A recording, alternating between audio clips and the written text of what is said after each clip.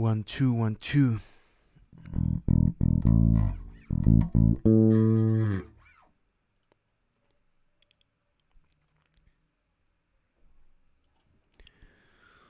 Testing 1 2. Okay. 2 2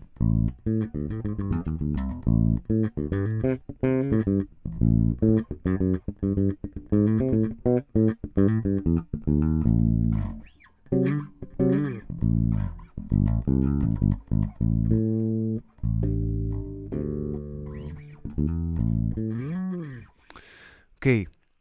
Hello, hello. Let me know if you can hear everything correctly so we can start as usual. Well, this is not very usual for starters. This is Live Solutions, but on Thursdays. I decided to actually move this because tomorrow I think I won't be able to do the lesson. I actually got a concert to attend to. Hopefully you know the band. It's Sigur Rós. It's actually playing a gig here in Chile, so I'm going to be able to attend, and I'm really glad for that. So probably I won't have the time for being tomorrow for you. So I just skip this, and maybe we can do something now. So if you're new or if you don't remember, this is just questions and answers. Really, just begin depositing your questions here in the live chat, so we can comment on that. Give you some lessons on whatever you want, from guitar, bass, obviously, music in general, theory, or whatever you want. It's been a long time since I've been doing this, and I think I've been helping some people. You can let me know if that's the case, as usual. So I will be reading you now. Okay. Finn, hello. I love you, dude. Uranus, you prefer picking or plucking? I do prefer plucking, but I like picking also. Really, I like having never losing a little bit of the practice that I have with my picking techniques. Usually when I'm playing guitar, obviously, and translating that into bass, that's great. Hello to Spaghetti and Meatballs, Kurt Cobain, Toon Link, etc., etc. So you can begin giving me some questions so we can start. Where are you from? I'm from Chile. It's a country in South America. I'm not from America. I don't know. I never know of a reference for you guys to understand the culture of here, Chile, but it's not a third world country. Maybe a little bit. Yeah, it's kind of like Mexico, but worse. I don't know. So what kind of music your band plays? Says Smoke Demon. Yeah, you can actually go into the channel of the band. It's Ineres, or INHERES. It's recommended in the channel, so you can go search for it. What else? Can you do more Tool covers, please? You had the best covers on YouTube. Thanks, Orion Hernandez, or Orion Hernandez. I don't know. How do you clean your instrument? Well, that's a new question. I think I haven't seen that question lately. I gotta say I'm not that great on maintaining, cleaning precisely each part of the instrument every time. I'm not that guy most of the time, but I do actually, when I change strings, I tend to go and do some cleaning of the frets that may have some dirt most of the time. And that's it. Usually clean the parts that I know will involve some difference in it. Cleaning the frets, it's always a good idea, and the little metal divisions, yeah. And there's some cleaning kits, some things like that. But I usually just use a little bit of water, maybe a little bit of alcohol, and even I don't know if that's right. Probably it's really wrong, but I just do it. I don't know. So maybe I'm not the best guy for cleaning lessons on your instrument. What made you do YouTube? I don't really understand that question, man. You need to elaborate a little bit more. How do you memorize the scales? Okay, maybe we can talk a little bit about scales. I've been practicing a lot and trying to study a lot. I actually have a teacher, and I've been studying some things related to harmony and many other things. So maybe I can give a little bit more explanation on that, or have a little bit more background on all of the things that I'm saying. But yeah, going into the question, memorizing the scales, I don't think the best way of understanding the scales will be trying to memorize. Obviously, after a while you will get accustomed to say, okay, this is a pattern that I can memorize, yeah?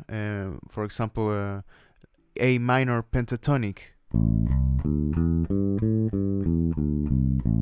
It's really easy to memorize, actually. There's just 5, 8, 5, 7, 5, 7, right?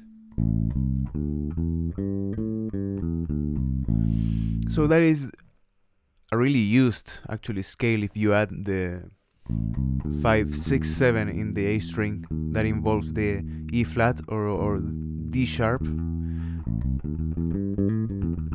And with those notes you can probably manage to create a blues solo of whatever kind. And for many songs, actually, it's really used.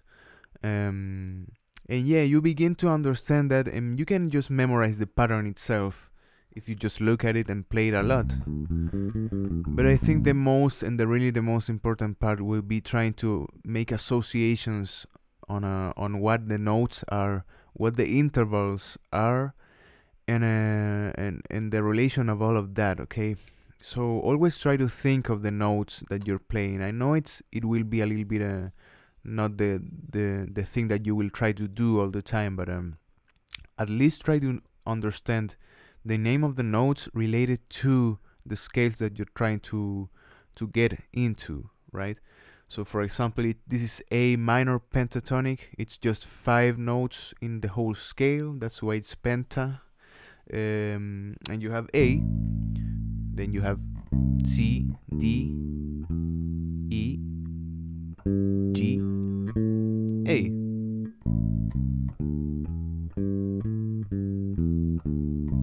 Right? So I like to think about it as in the pattern. Yeah, it's great because this instrument will allow you to actually memorize this pattern and just copy it whatever you want, wherever you want. And you have, for example, C minor pentatonic now, or G, right? So that is a great use of a really even instrument in a matter of pitch. You don't have differences on each strings, or in all intervals will be the same skipping strings, and for that it's interesting to just memorize the patterns. But after that, I would prefer always to think about the intervals and the notes, mostly the intervals in my case. For example, I have a minor third for that, then it goes the major second, and trying to think about the intervals that you're trying to do. Whole tone, whole tone, whole tone, then you go minor third, whole tone. Trying to think about that will also give you some knowledge into all of that you're doing. Now, if your question was just how to memorize, that is really personal. I would say I never try to think about memorizing something. I never go, okay, I'm going to do that, and play it. No, I just play. I just go and try to play it and think more about correcting your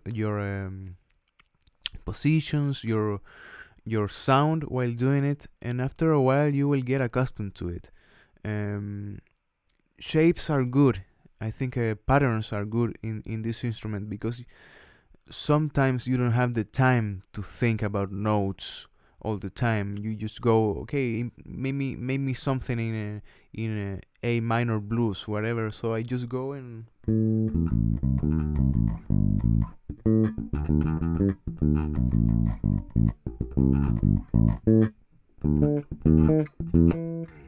whatever. I'm not thinking all the time about notes, right?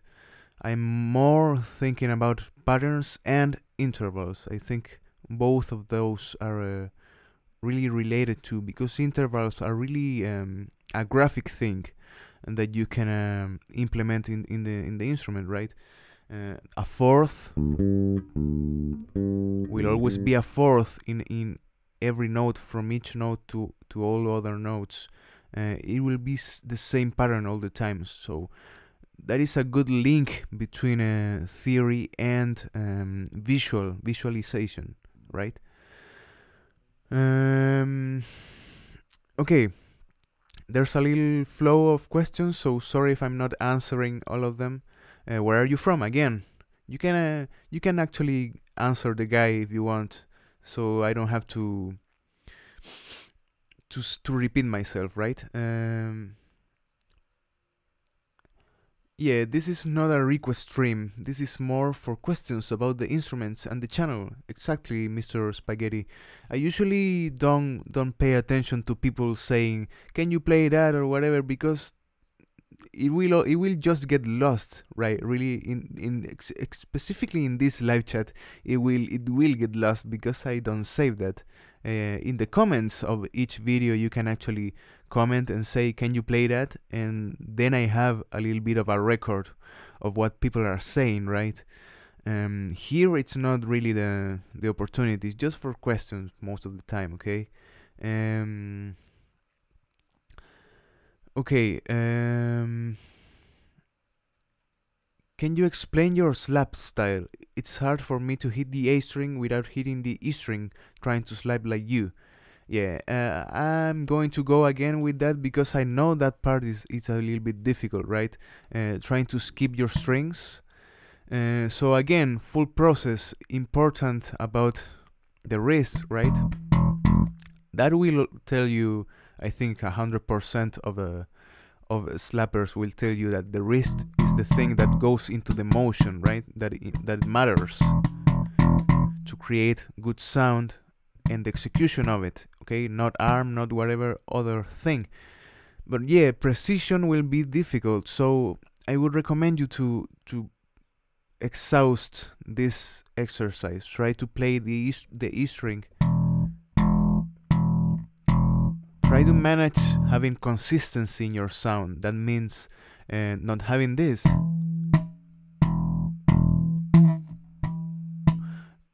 Not every sound sounding different. Trying to have consistency is just that. Same dynamics, same precision for the E string. The E string will be the most, I think, easy to go to, because it's thicker and it's the first one.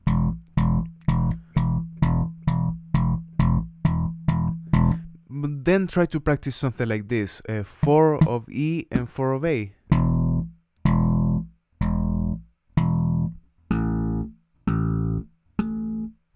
Now let's try to analyze when I'm shifting. Look at the arm, look at the hand.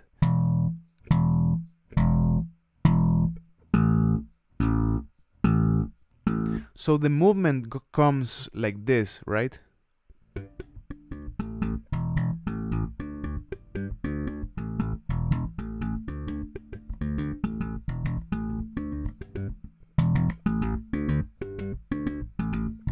I'm just moving a little bit like this to just get in the same level of the string, right?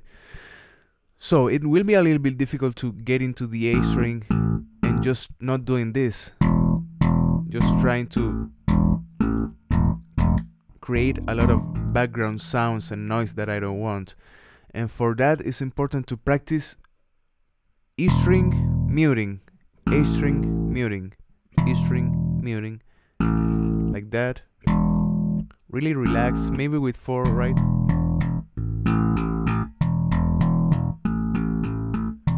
Because building precision will be a little bit difficult, especially if you're trying to not look at what you're doing. And I know that because after a while, not looking at what you're doing will be important, right? But for now, try really playing slowly and looking at what you're doing so you can memorize in your head what is going on, right? And then you can improve with some octaves, I would say, something like this, with the popping, right? And maybe skipping into the fourth of the note. For example, you have a G, G, C, C, 3 and 3 of E and A, and the same octave again. Octaves are always at this space. It's always G and the same G goes here. It's 3 of the E string, 5 of the D string, right? And then go. So the thing that it may help you, and it's more like your decision. And for me, I when I slap, I usually go and play, and then just leave it in a neutral position, right? This finger, the thumb. But some people always try to go like this, slapping and resting your thumb in the next string. I would say that is a little bit harder because it may involve playing and then trying to have that sound kind of like avoided. It's difficult trying to maintain a good sound after moving it, but it may help you also. I just do a mixture of that. Usually when I'm slapping and just slapping or doing something faster or stronger, I usually go and rest my thumb in the other string. That will help you also to mute a little bit of the strings that you don't want to be sounding.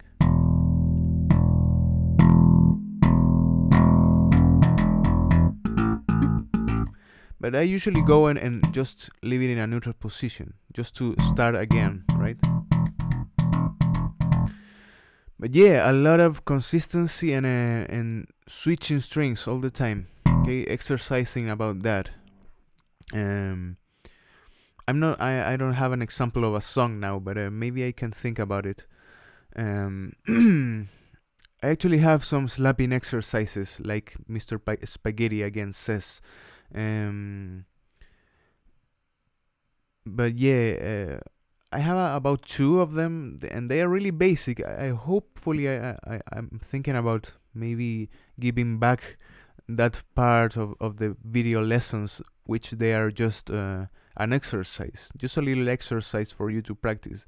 I was thinking about it, and I was thinking about kind of like making a prep, a preparatory exercise of each song that I'm going to upload. So maybe that will give you some exercises that will kind of like exhaust the difficult part of the song that I'm going to upload, and then you're more prepared to play it. And I actually like that idea. I think I'm going to try to make it a real, right?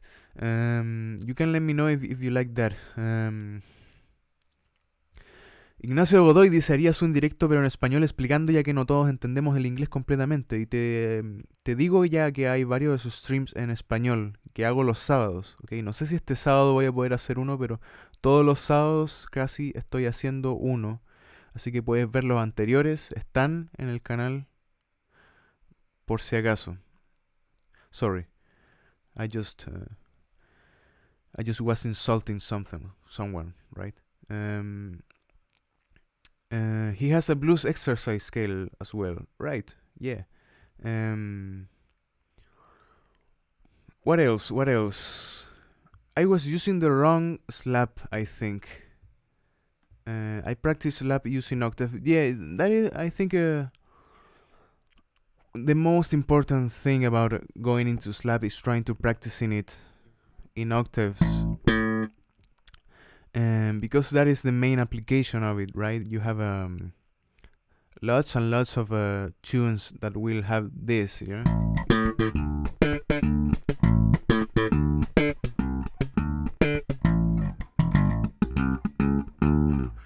But I think it's important to also prepare both separately, right? Prepare a little bit of slapping with some warm-up exercise, for example, but play it just with slapping, something like this, probably.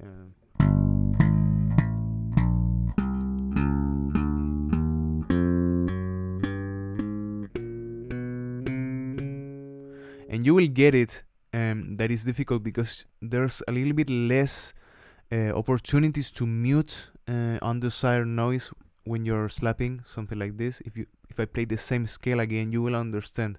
It's a little bit more difficult.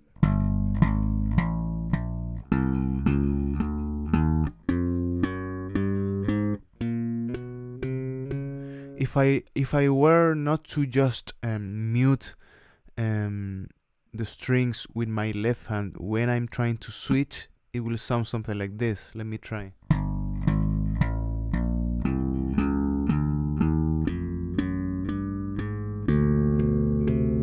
I'm just accumulating noises that I don't want. Really, the thing that I need to take care most of it is understanding when I'm needing to go and use my left hand to mute, or even my right hand, right? But with slap position, it's a little bit difficult to just mute with your right hand. So usually it's more presence of your left hand trying to mute strings that are undesired. So for example,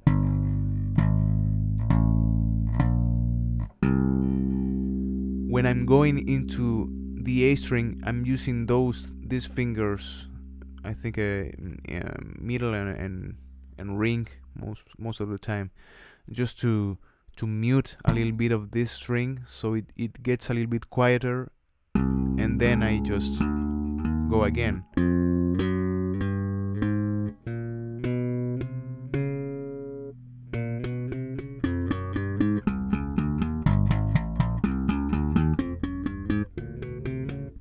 But it's a little bit difficult to actually do that exercise and trying to just leave it really clean. So those are good to practice, because again, I will repeat myself like the usual, but having clean sound, I think, will be one of the most important things to appreciate in a bassist, because it's a little bit more difficult than other instruments to maintaining your clean sound.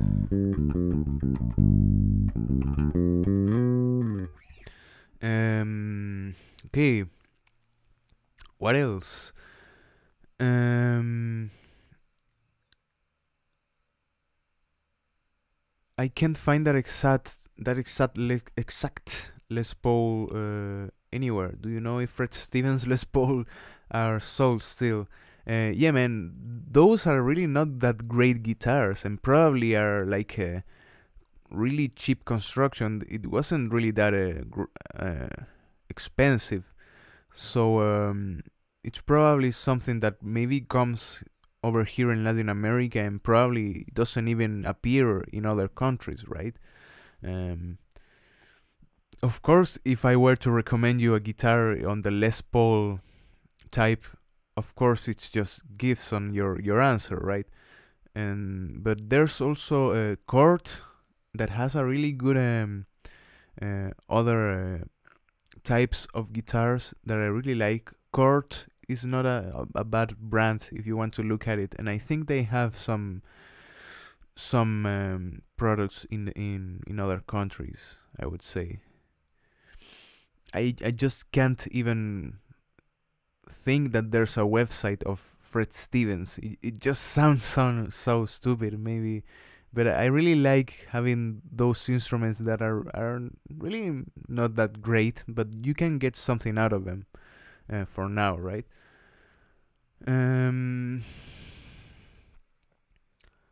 Okay. What was that lick you just played? What lick? I don't know. I usually when I'm improvising something with you guys, I just go and grab some blues scale and do something like.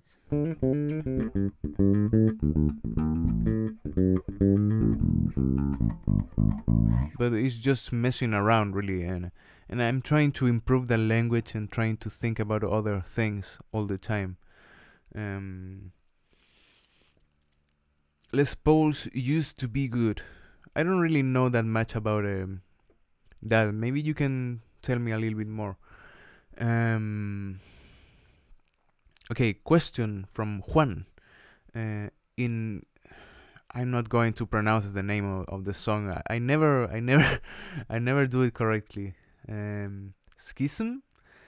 There was a moment that you do some technique that makes the bass sound really weird. In the tab was a T above the numbers. Can you explain how is the technique? Okay, let me remember, because I don't.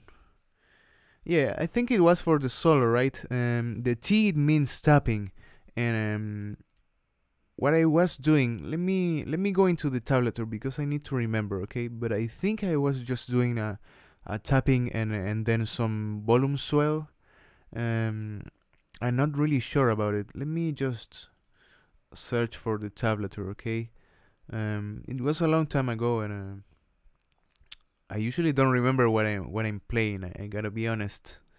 You can understand it probably if you get that I have about 500 songs. I'm not remembering all of them, even if I wanted to. Okay, let me check. So let me switch a little bit of the view so you can have the. Let me see.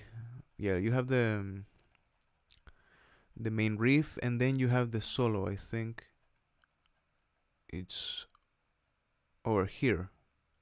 This. It's well, it's not playing, but I remember it. It was something like that.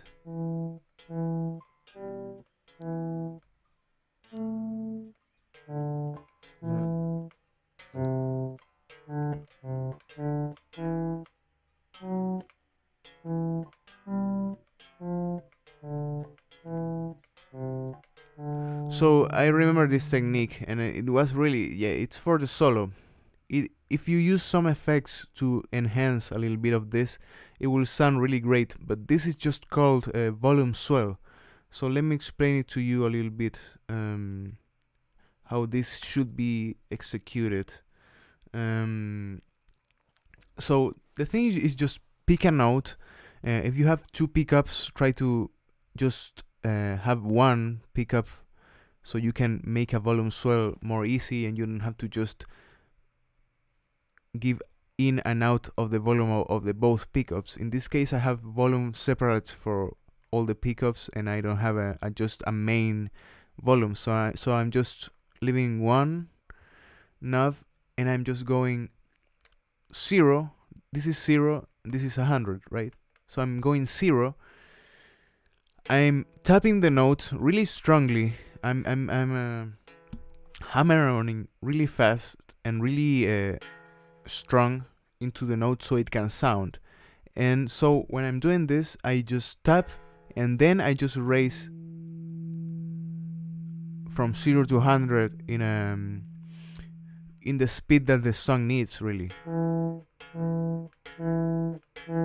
But the thing that you need to be really aware of is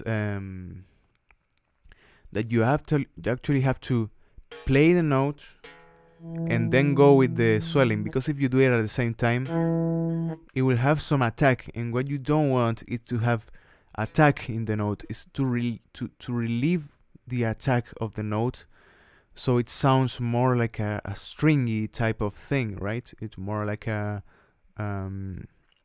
a thing that has no attack.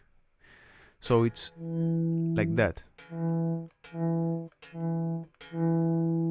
Now, probably the instrument is just having some sound because it's picking up by the microphone. But this, if you're just with your cable, it should sound like you're just playing a kind of like a string.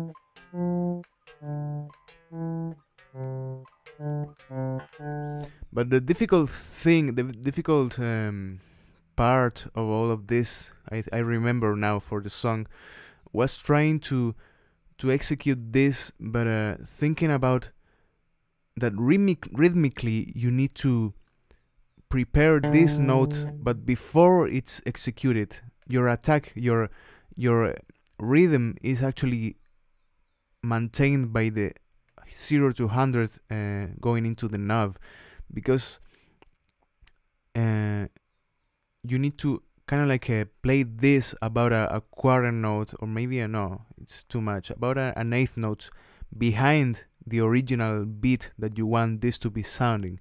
I don't know if you understand me. So it's you play and then you go. So it's I was always thinking about boom, boom. So it's boom, boom, boom, boom. So you need to prepare the note from beforehand, just to get it, okay? But yeah, maybe if you play it just with clean sounding, it will not sound that great. Maybe you can actually prepare some things interesting with more notes.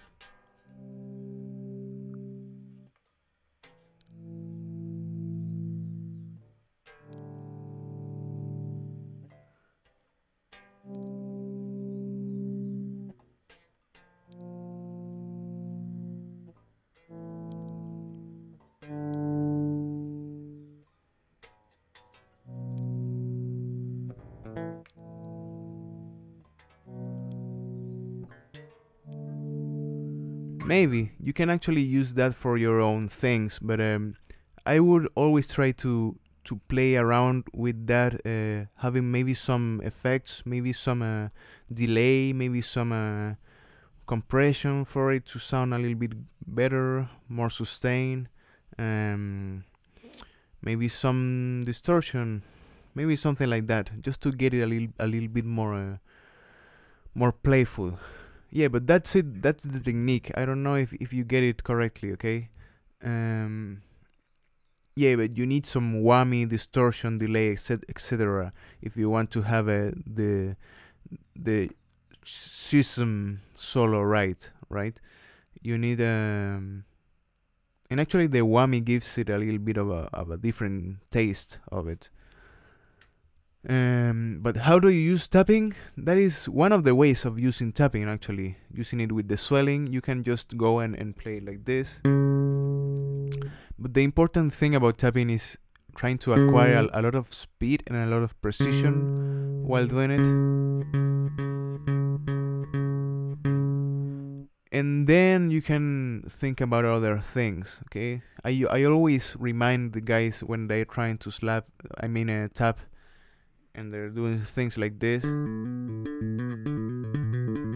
and they don't know why the sound of the tapping is so weak, because they're doing it like this.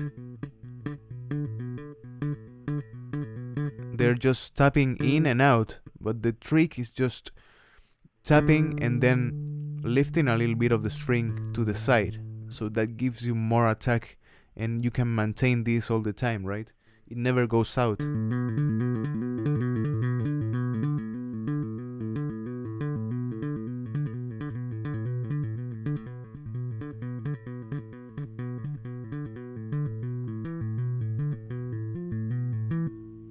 I like it in other contexts also. Maybe you can tap the lower bass in a tune, right? and maybe you can do some harmonies with the other 2 fingers right here, something like this. I don't know. Just let something like this, I don't know.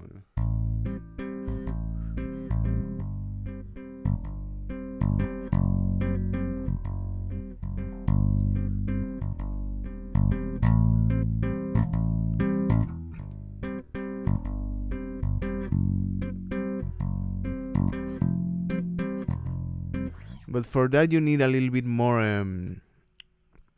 I would say, strength in both hands, because to have a really good attack with just like that, you need to have a lot of strength already developed in your hand.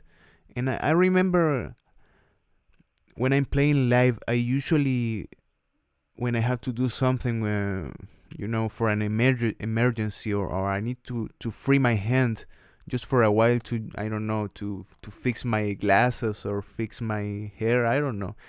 I usually go and just maintain this note, and if you do it hard enough, you can actually use it as a little trick to maintain your groove. It's a little bit difficult, obviously, but it will save you some hands free in some time also. But yeah, is tapping technique on bass the same as on guitar, Felipe? I would say it's kind of like the same. But with guitar, you just tap a little bit and just release. And if you have a lot of distortion, that sound won't need that much execution for you to maintain it alive, right? But with acoustic instruments like bass and without effects, it will be a little bit more difficult. If you have your action too higher, the distance between the strings and the neck, if you have it too high, that will have much more consequences in trying to do tapping. Usually the guys that use a lot of tapping for their thing, they are usually having an extremely low action, so it's just tapping and getting the sound, and they're usually having, I would say, thinner strings. That may help, but yeah, the action will give you some differences actually. And I'm actually doing that more into my experience, because I'm now preparing 2 songs in which I need to lower the action to get the tone of the first song, and then I have to raise the action if I want to get more into the tone of the next one. So I need to go up and down and test it out and retune and do all of those things. But for example, Red Hot Chili Peppers, Flea in itself, the guy, if you try to play his things in the band Red Hot Chili Peppers without a low action, that won't sound the same, because, or maybe you will try to make it sound the same and you will end up with your hand totally destroyed, because with lower action you can achieve more of this punch, more of this more of that little stank right in the note from the fret bus. You can actually get that easier if you're having your strings more tight into the neck, right? So I actually have to make a lot of effort now that I have higher action to get that. But if I'm playing normally, I just go, and it's maybe a weaker sound if I really want to have more of the punk sound, really having some strength into it, right? So that is the same example for Steve Harris from Iron Maiden. It's not that he's just slamming the strings all the time and having all the stamina in his body or whatever. It's just that the action is lower and you have a lot of gain, and that gives you more easiness to work on, right?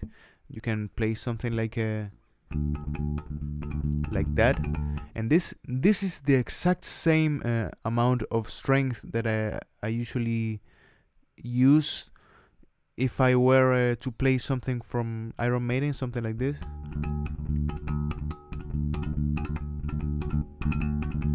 But it doesn't sound like that in a record, right? It's just because you have a lot of lower action and a lot of gain, and he's just tapping the strings. Really, he's just tapping them. It's not that he's just doing something like this. Imagine just doing that for a full hour. You will go mad, right? So it's, if you think sometimes that misconception will help you, if you understand it, to try to emulate other sounds, but having that in consideration, okay? Consider it all the time. Maybe I need to lower a little bit of the action. Maybe I need to raise it a little bit more. You need to raise it, for example, if you want to play something from Black Sabbath with Geezer Butler. Usually I would consider that's a higher action. The note is rounder. It's something like that, you know.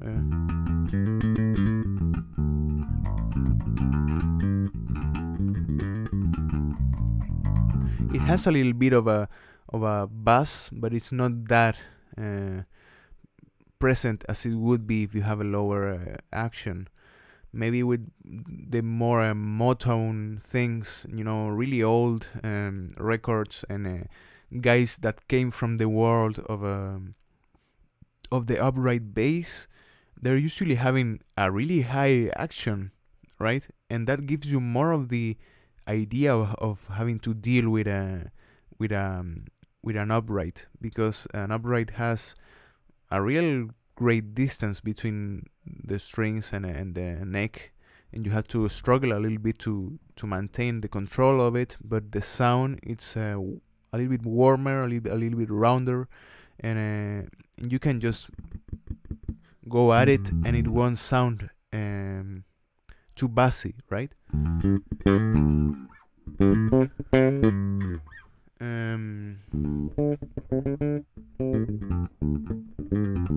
I find Flea stuff very hard to play, says Darren, yet looks so easy.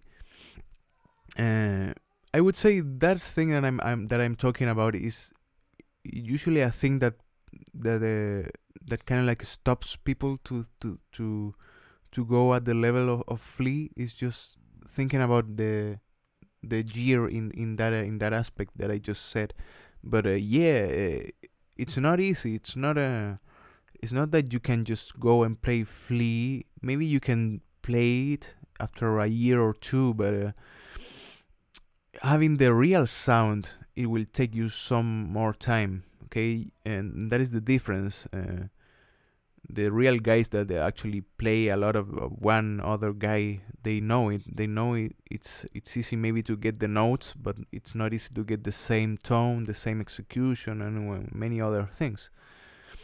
I kind of like I'm getting a little bit accustomed to play some Red Hot Chili Peppers and some Flea, and I think the bass, it actually benefits a little bit of the same sound that you can get, because it's a jazz bass, and if you have new strings and a little bit of a lower action, you can get some of that sound. It's not that difficult to get, but never is easy to master, right? Where are you from? Again, I'm from Chile. Actually, Felipe Guzman just said it to you. Justin Chancellor seems like he doesn't use his pinky on his fretting hand. Are there any pros to not using your pinky? Okay, that is a thing that I usually talk about, and that is a thing that many bassists tend to not to do, and many instrumental guys in the popular world, rock or whatever, are really used to the closed positions and not using your little finger. So you will see a lot of guys trying to do something like this, right? And with the little finger almost lifted up, like it doesn't matter, right? So it's that that is the full range of a approach that you can have is maybe this. And I've seen guys actually, if they have to go into the 4th fret, they prefer to just move the hand instead of using the little finger, right? So that might serve to you if you're playing things that are not that, or maybe things that are shaped into the way of your own playing. But for me, it never worked because I needed to go into terrains of other guys, right? And I needed to get a real approach into what it is to playing in open positions. Okay, so this is a closed position for bass, and it's usually covering a full octave, right? For example, from D to D, and some guys do it like this. I will never recommend you to do it like this. Just think about and just look at the hand, how it behaves like this and how it behaves like this. Actually, your whole hand position gets corrected when you're trying to do this position instead of this one. It actually strains a lot too much. Okay, obviously if you're accustomed to it and you can manage to do it in a good way, yeah, sure, no problem. And I think that's the reason why many guys actually don't play with the thumb right below the neck as it should be done, because if you do that and also try to play without the pinky, it's really straining. But if you go like this and just cover a little bit more like this and something like that, this is not really correct if you want to get more sound out of it, more approach, more reach. But there's a lot of guys doing something like this and no little finger. But again, try always to practice, and especially for warm-up, open positions. That means it's one finger per fret, one finger for each of the frets, 4 frets that you have at your own reach, right? So it begins over here, it begins on 1, 2, 3, and 4, and this is the correct position. Again, it's a little bit harder, but you need to go in front a little bit more with your arm. If you need to reach a little bit more, the index and little finger are always like that, right? Really extended to get to reach both ends of what you want to get, and those fingers just retract and just get in position. This is the most extreme type of reach and position that maybe you will need to achieve, because this is the higher distance of frets part of the whole bass, right? But if you manage to have a comfortable position doing things over here, you will be set up for doing something like this over here, right? So 1, 2, 3, 4, 1, 2, 3, 4, 1, 2, 3, 4, 1, 2, 3, 4. Over here the hand relax a little bit more, but again, this should be the position, okay? The thing about the bent wrist and whatnot and whatever, it's never that bent, okay? It's never like this, because that will always limit you, obviously. But if you have a little bit of a bend, it's not that extremely hard to confront with, okay? So especially for this reach, okay, for this type of reach, obviously you don't need a bent wrist, okay? You can just maintain it really, especially if you're playing with close positions. With open, the same thing. But over here, you will need a little bit more of a going on with your arm first, and that will control the bending of your wrist, okay?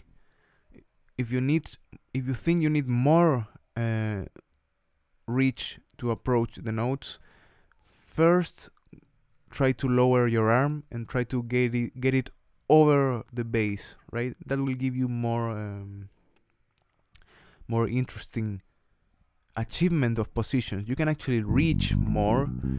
You can use your little finger. You can use it to create different things. Okay, so you go out of your own limitations. I mean, there's no problem if a guy is just accustomed to do it in the closed position and just never using that. Maybe it's your own thing, no problem. It won't hurt you, right? But it will hurt your technique approaching in some or other moment. After a while, if you want to get more technical or if you want to get a little bit more speed, you will need this. You will need the little finger. So begin practicing as it is just another finger. So 1 2 3 4, 1 2 3 4, and back and forth. 4 3 2 1.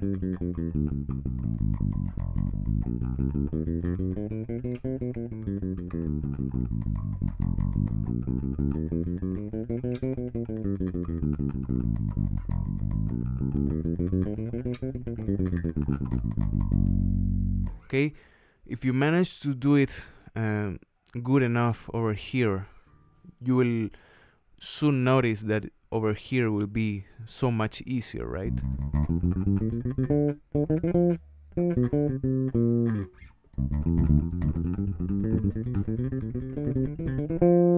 I couldn't imagine trying to play something like that.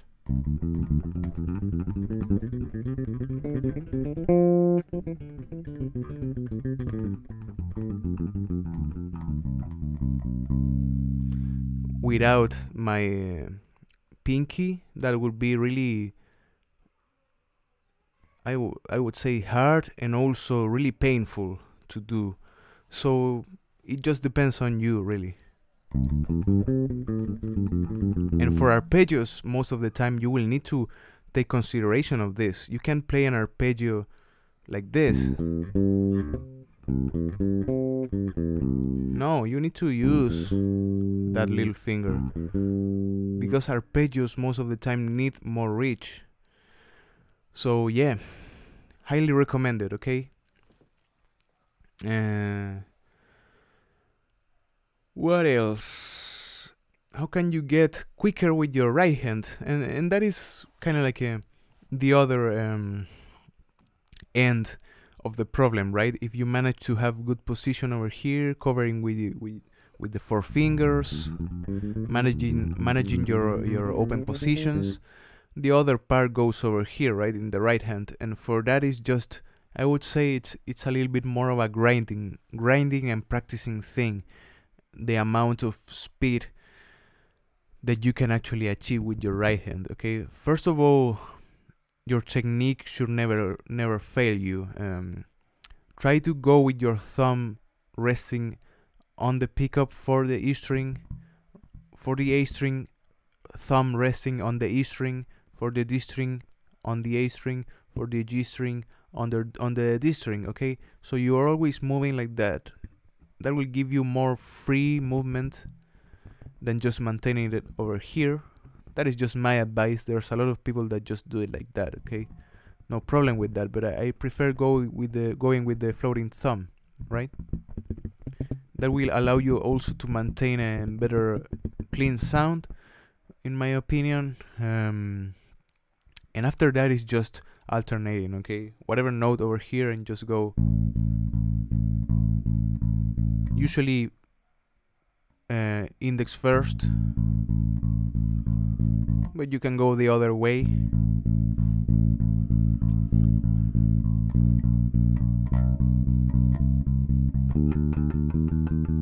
And look at when I'm switching from string to string, I'm immediately switching with my thumb. Just look at the thumb now.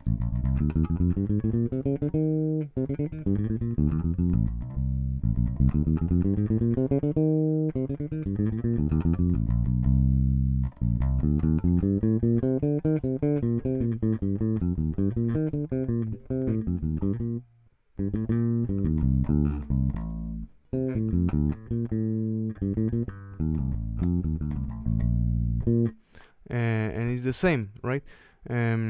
So practicing things like that, same warm-up exercise, but maybe 4 notes, 4 beats per note, 1, 2, 3, 4,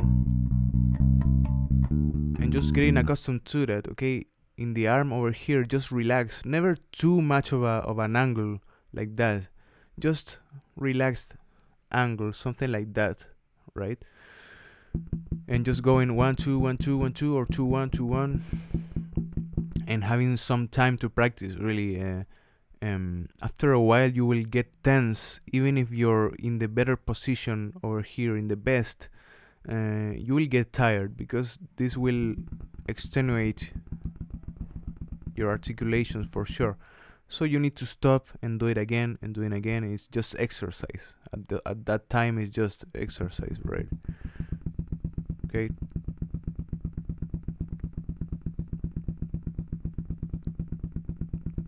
You can practice it without any notes, just doing something like this. And I like to just leave those fingers freely, not worrying about them too much. I've seen people doing it, like bending them too much into their own hand. For me, I don't like it that much. I think it's a little bit too straining for the tendons. I would just leave them like that, right?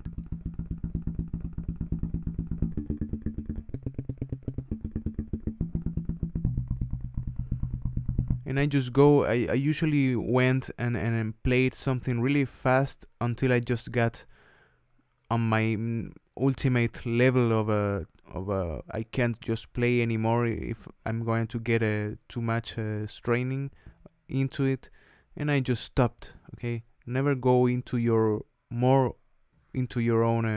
limitations, because that is how you get hurt most of the time. And practice songs that have some use of that.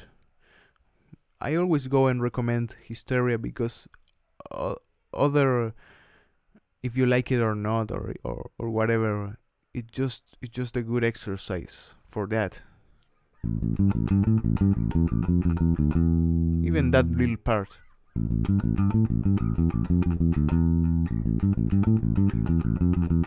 It also helps with precision over here, to maintaining a constant motion of notes over here and trying to do something like this.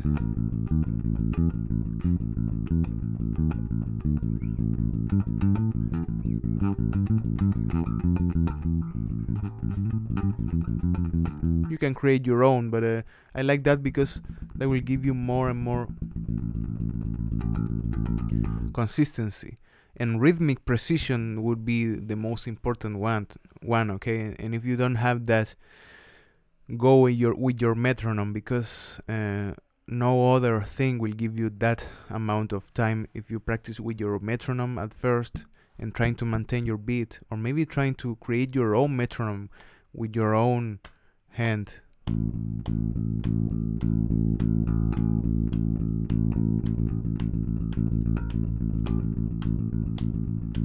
Okay, but trying to maintain a beat all the time, it will just not work if you're just doing something like that and just going out and in all the time, because that is not real. That is not applied into what music is most of the time, right? So those are my advices for right hand, I would say.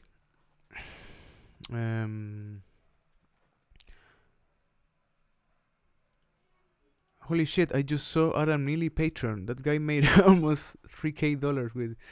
Yeah, I'm proud of the guy, really. And I actually support him on Patreon.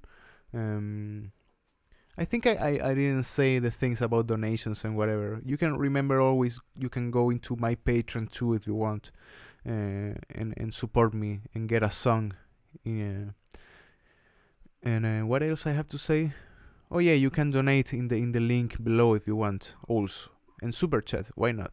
But I like it. I really like it when I know that those guys have the opportunity to maintain doing what they're doing, and it actually helped me get into more things that I didn't know, and that is great, right? So hopefully you can do, guys. You can actually do the same for me if you want. How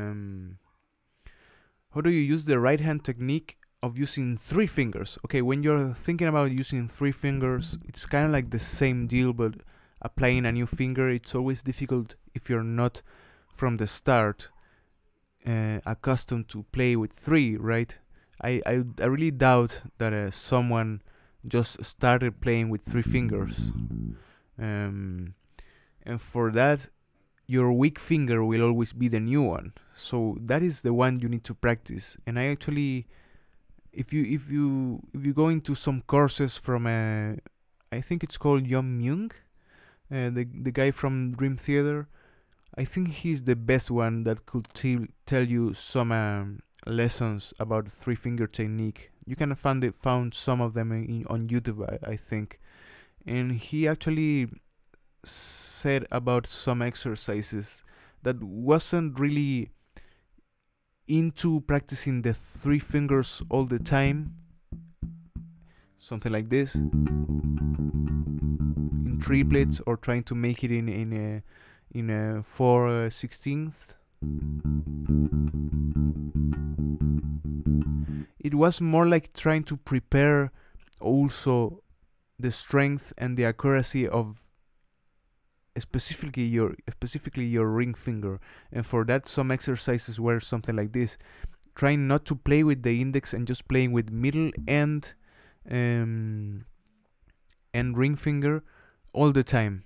So your same exercises, your same things that you always play, but try to do it like this. I'm not using this finger, okay?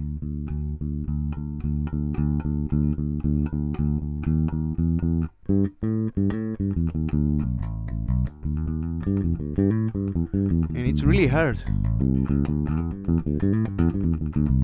to maintain good timing, to maintain a better precision, and especially trying to maintain consistency on dynamics, because this finger will have less calluses most of the time, and it will have less strength.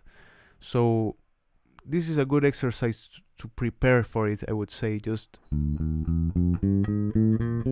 same exercise again, going on, and 1, 2, 3, 4, but just with middle and ring finger.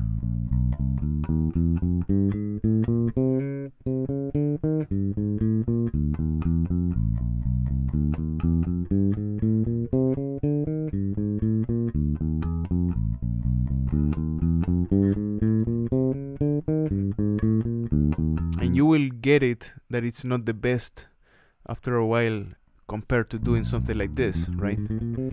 But I think that separation will help you, and then try to play index, ring.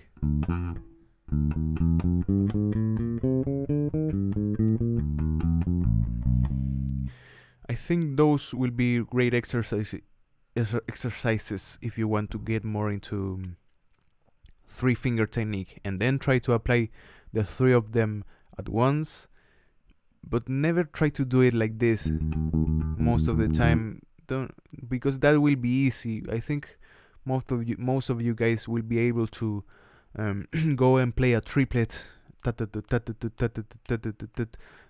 with 3 fingers, right? After a while, maybe you will get bad timing at the first time, but you maybe will nail it after a while. But try to make it, try to do the same thing, but with 16 notes, something like that. Taka tuku tuku tuku taka tuku taka taka. I'm pretty sure at the first time you will get lost, or you will try to make accents in parts that are not the accents should be played on. Something like that. That is not 16 notes, okay? 16 notes have always the accent on the one. So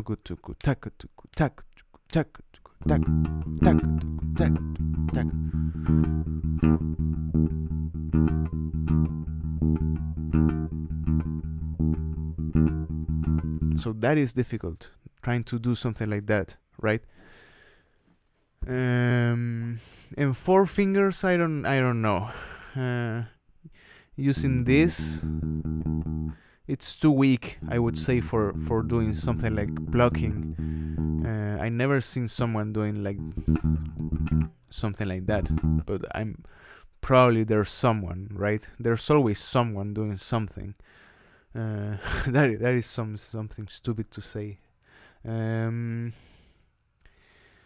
Okay. How many times do you change your strings each year? Well, I change them most of the time monthly, so it's about 12 packs a year. So it's about how many dollars? I don't know, 20? I'm not really sure of the conversion, but they are not that cheap over here. Happy Thanksgiving. Thanks for answering my questions. Thanks to you. I don't even know what is the deal with Thanksgiving. I gotta be honest. We're not celebrating that in my country. Of course, it's an American thing, but yeah. What else? What else?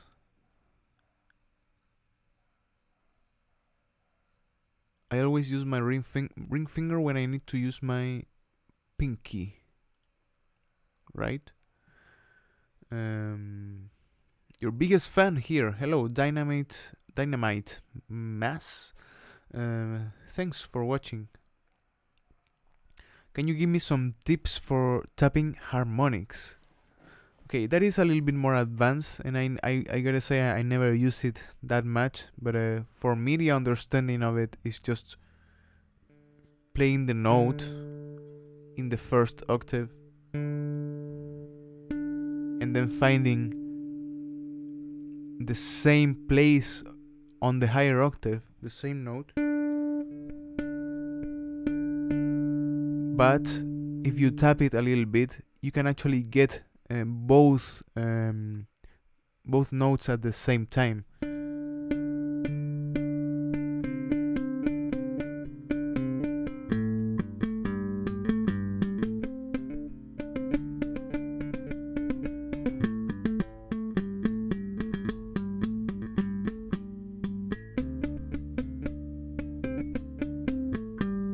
Something like that. I think that is the only tapping harmonic I'm thinking about now. I don't know what other you could do, but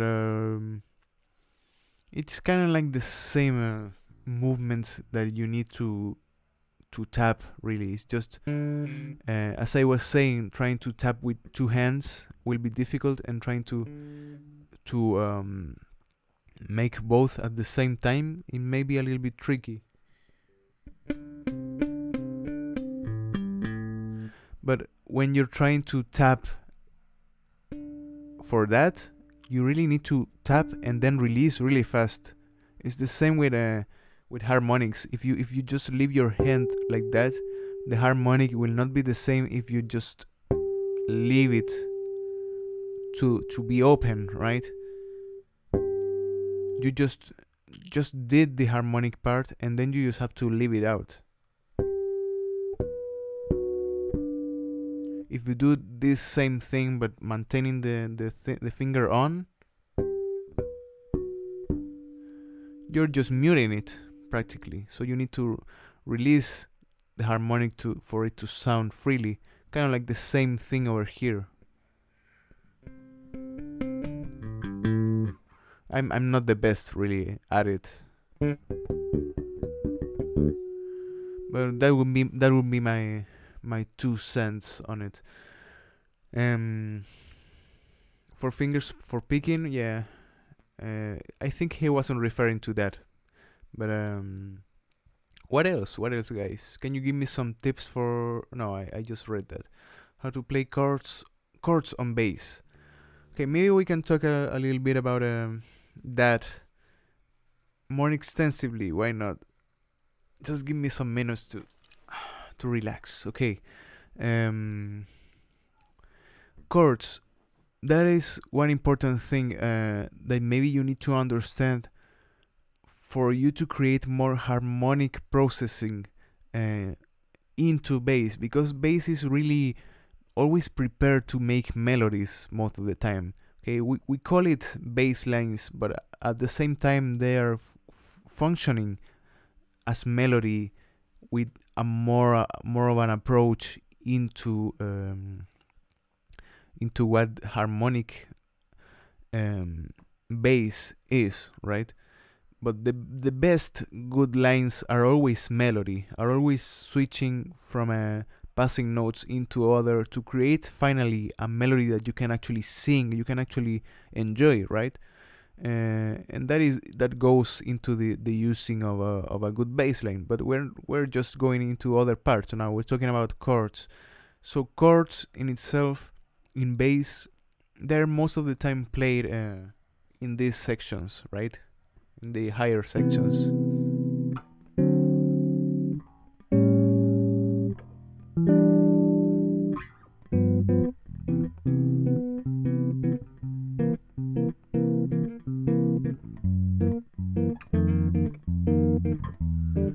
And whatever, right? But the most important thing would be trying to analyze how you can do major minor chords in two different positions, and that I usually use two or three maybe or more. Let's analyze that. Major and minor chords, and then with the seventh, right, you will extend it a little bit more. You have the major 7, the minor 7, and what else? Well, there's a lot of other chords, but let's just think about a major and minor for now.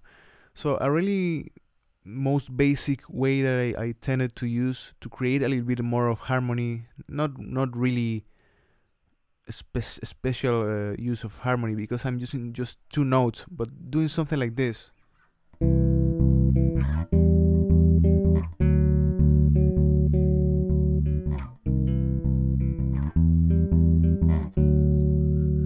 So what I'm doing now, and I really like this sound, I really like the use of some chords, the sound that it has in bass, I really like it. It sounds great, and I like to use them. So for this type of things, I'm just doing thirds, really. Well, it's actually tenth. It's an interval of a tenth, but it's just thirds. So for that, you need to understand that a minor chord has a minor third to begin with in the first interval, and a major chord has the opposite, a major third. And that interval you can find it in bass really easily if you just play the last note, the last string, and the first string, or the G and the E in this position. For example, if you want D minor, you go for your D, and then you have over here the minor third, or the minor 10th, really, because your minor third would be over here. So you go with the octave of that minor third and just play it over here, and you can just go like this, or just one finger, kind of like in a capo motion, and there you have an approach of a minor chord, okay? Because you can actually skip the fifth in most of harmony in this part, you know. You can not think that much about the fifth, because the third is what gives the quality of differentiation between a major and minor, right? But you can also add the fifth, and the fifth would be over here. The fifth is always here, so you can play it with the fifth, and you can actually play with the full octave, even with the octave of the same root note or the tonic, and you have it like this. And that is kind of like the usual position for a guitar, actually, with less notes.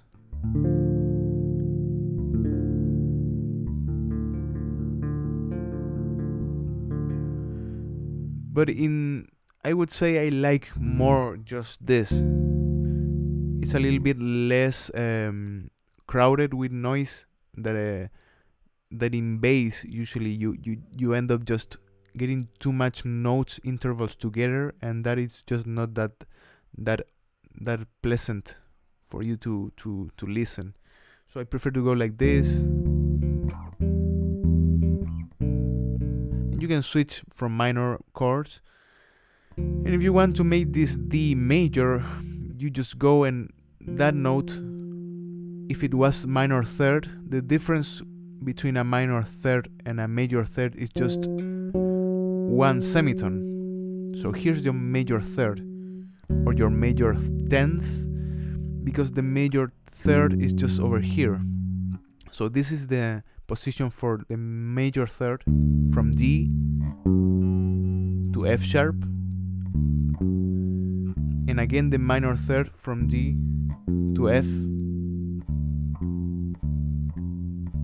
and that will be the case for each note, for whatever note you pick on the E string. So you can play with that. You can play with your major or minor, and that is one really nice approach if you want to maybe create a little bit more harmony. And it's used by Flea, I've seen it a lot, and it's used by other guys also. So if you want, maybe you're playing something like this in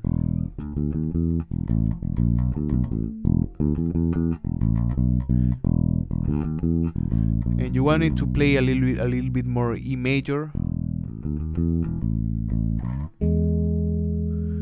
because you don't have the harmony totally supporting you, and you can create chords also. E major, then you can go into B major, back,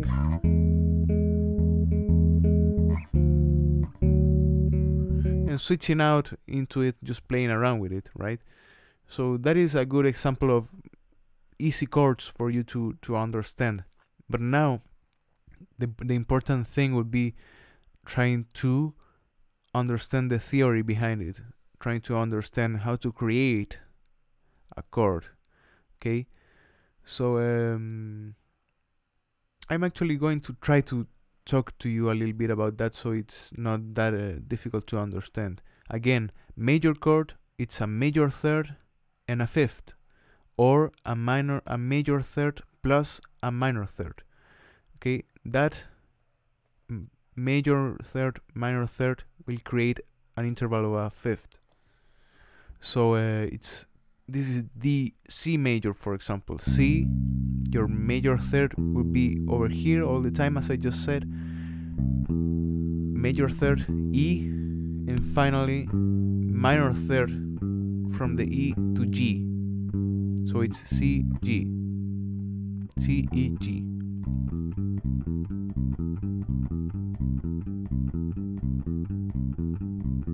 And that is the full triad of it.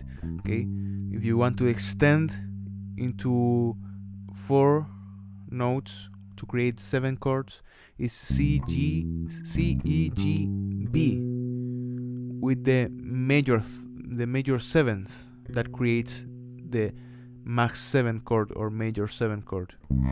And your major 7 is always the octave, but with a semitone behind. That's how you understand it most of the time, right? So it's, and if you wanted to make a chord with a C major 7, doing it like this, you will miss a little bit of notes. So you need to create it with the major 7 and the third. You can skip the 5th, but you can also do it. So now for this time, it may sound a little bit too much, too noisy, right? Maybe it's not that well defined. So you can switch this major and create it over here. Here you have a C, same C that is over here, but in the full next octave. So you have your C over here, and let me find out where's the note that I need, right? To create a major chord, now I need a major third on top of this C. So where's the major third? Here, right? Now I would need the fifth. It's over here. And finally the major seventh. It's over here. So we can always skip the fifth if we don't have the opportunity to make it. And here's another way of playing a C major 7.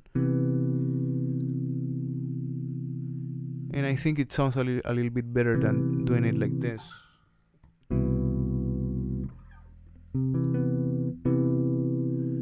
So going after the 12th fret, you have different positions and kind of like the same. You can repeat them. You can play the same C over here.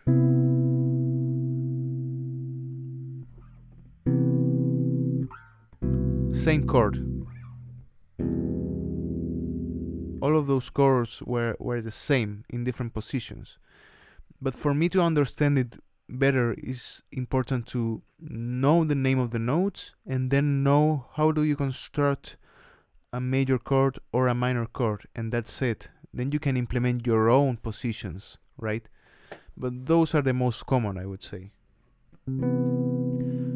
So you can mess around with that. You have a major 7 and the minor 7 is this position. This is C minor 7. You have the minor third again, but now you have a minor 7th, and that is that. Because it's a full tone behind the octave. So now you have a major 7, a minor 7 chord. And having those two types of chords, you already can play around with it a lot.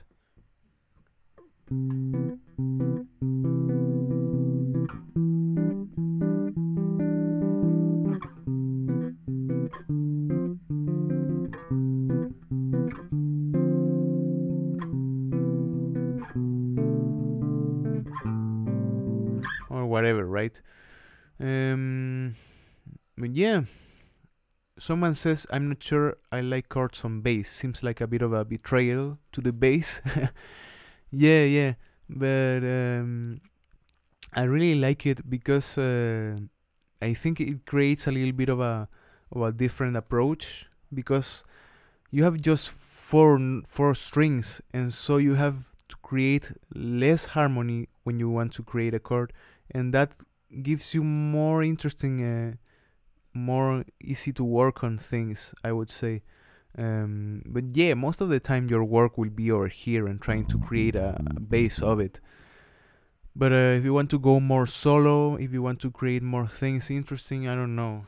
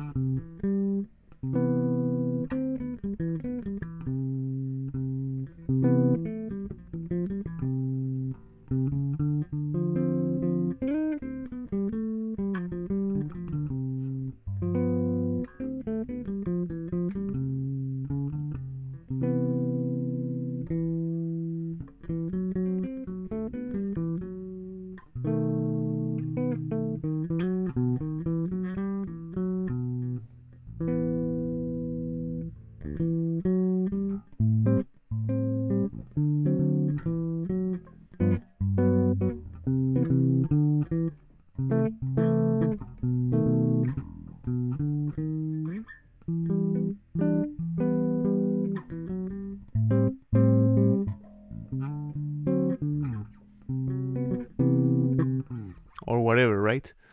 Just trying to create some harmony behind your own instrument. I would say it's interesting if you can do it. So yeah, again, to recreate all of this again in your mind, it's major chord, major 7 major third, minor third, minor chord, the total opposite, minor third first, then major third. Knowing that, you can create your own things and having some fun. I will get over that in some other time, right? Maybe a full stream about how to create chords. I don't know. What's the best way to tune your bass? I usually go with harmonics because when notes are a little bit lower, like in bass, right? It's a little bit difficult to get the complete tuning that you want. So when you play with harmonics, you can actually hear if there's a higher difference between notes, and you can actually, if you have a really down tuned note, it will create kind of like a vibrating motion that you can actually feel and hear this.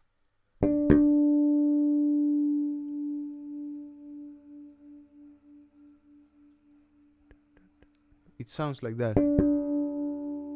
Pum, pum, pum, pum. It's a little vibration.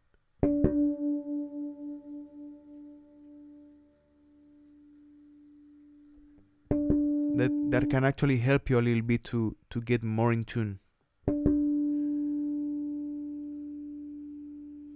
Right? So yeah.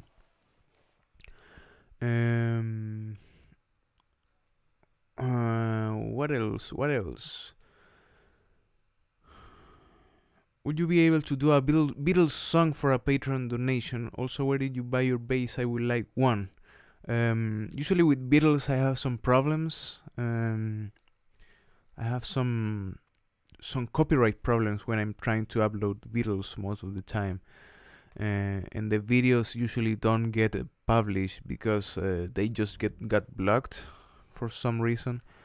So I usually don't go that much into Beatles, but I really wanted to go over it. It's just that maybe people won't end up seeing it, even if I do it, right? But yeah, if it is for Patreon, I will do it.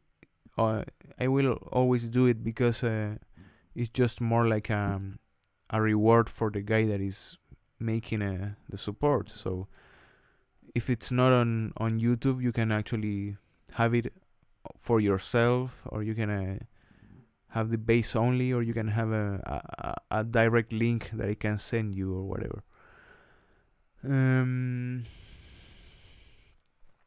You helped me so much. I'm so thankful. Thanks to Golden Blitz. Thanks for your words. Okay, thanks. You have changed my mind. Right. Okay, I think what the fuck? Who the fuck are you? It sounds like a little bit of a thing that I need to block. Okay. I think we're almost done with this, I would say. So if you have a little bit more of a question to attend to, you can let me know, okay? I'm just going to play a little bit.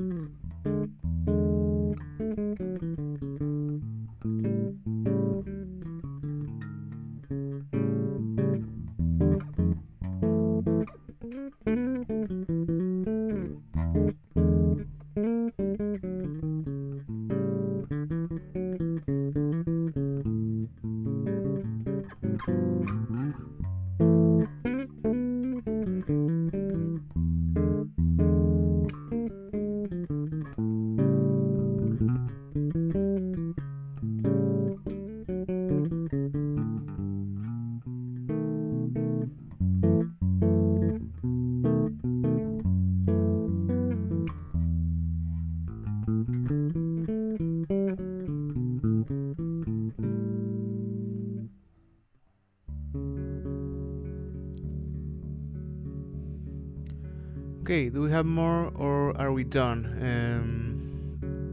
Hello man, I've been learning the bass thanks to your videos. I'm very thankful, I don't know, for the various stuffs.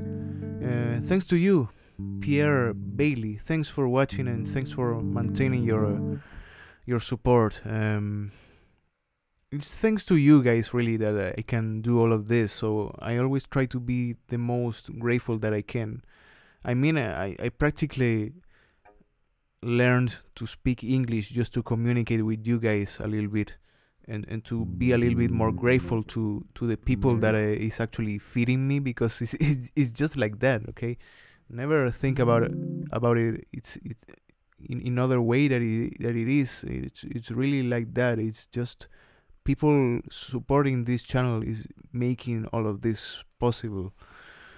At the moment that people are not supporting it, then I'm done with it, really. So that's why I encourage you to create some support if you want, and to watch these lessons if you can, because these are actually the one thing that it can get monetized in the channel.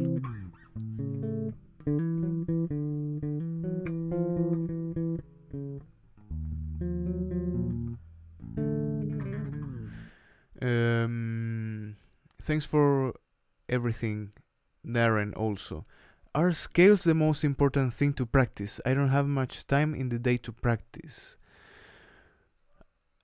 I would say yes, but you need to know a little bit of how to use those scales also, okay?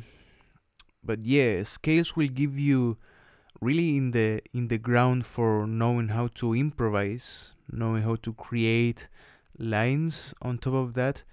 But I would say it's scales and it's arpeggios in the same almost importance of it. It's kind of like the same. It's theoretically it's the same, but you can confront C major like this, and you can create the arpeggio of C major 7, for example.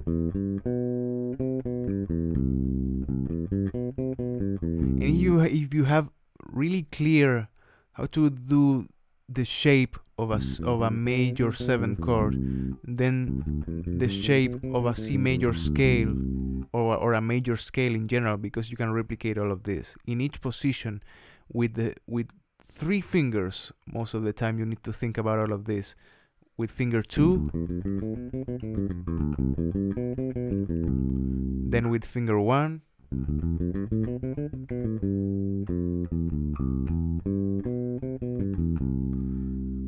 finally with finger 4.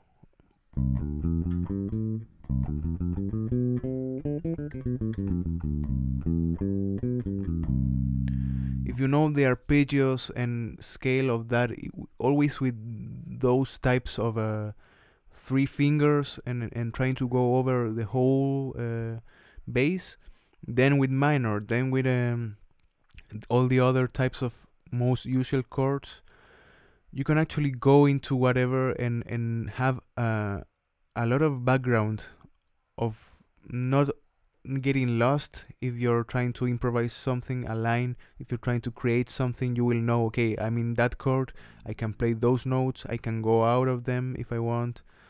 But yeah, it's important if you want to get more in the ground of creation. It's really important to understand many things, okay? So yeah, start with the major scale, okay? Always try to starting with your major scale. Try to go play C major all the way, even for the first position, the open positions like this.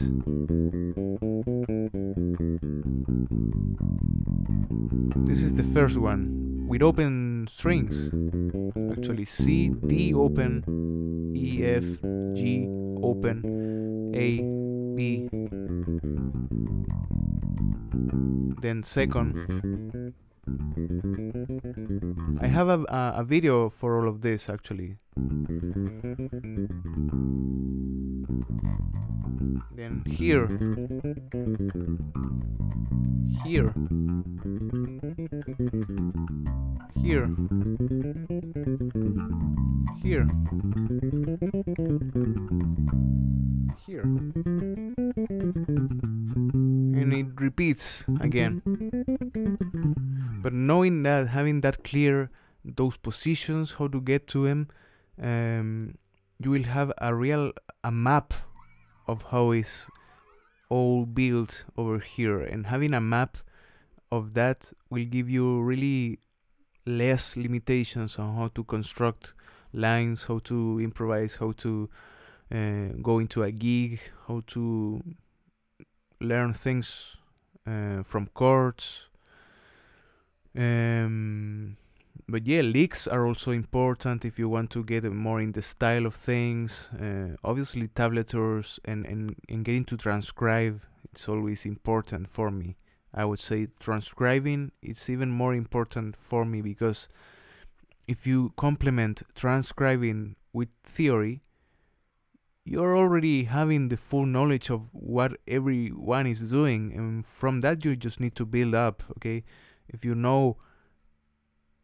have good ear to transcribe a line, and then understanding the context of it, in which chord is it played, what scale it's played, what arpeggio, what all that, you have the world really in your hands, because you will always understand what the guy is playing, right?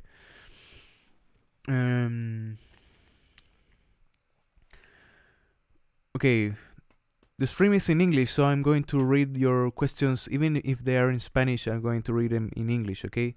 Stream en español, trataré de hacerlo otro día, yeah? But someone is asking, Felipe is actually asking about those chords that have the chord, then slash, then the other note, and those are usually understood all the time, really, as the chord with the bass on. So it's G with bass on A, for that example. So that gives you the inversions if the note is in the chord. For example, if you have C/E, that means that you need to play a C major but with the bass on E. So it's giving you the idea of where the bass should be. But now if you're playing a chord, something like G with bass on C, G doesn't have a C implied into the full triad. So you're actually being asked to play the 4th or the 11th of the chord G that is C, and it's the same thing, but it's outside of the usual harmony. But in both cases, when you're confronted with the chord slash something, the first part is the chord, the second part is bass. That is all.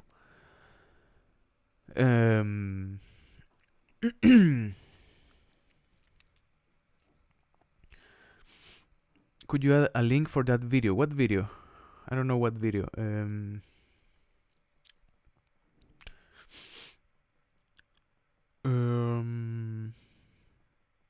I don't know why do I always have some bots over here. Maybe every guy has some bots. I don't think I'm special, but yeah, I'm just deleting those.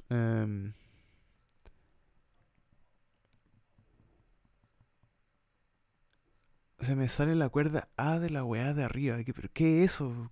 ¿Cómo mierda voy a saber lo que estáis hablando, amigo? ¿Qué es la weá de arriba? Okay. I'm going to begin with the final part, I would say. I think we're done with this for now. But I'm going to try to make another transcription stream probably. But I gotta say, they are nice and all, but after a while I understand that it gives me a little bit less of efficiency, and now I need to work on more songs because I'm getting a little bit behind of it.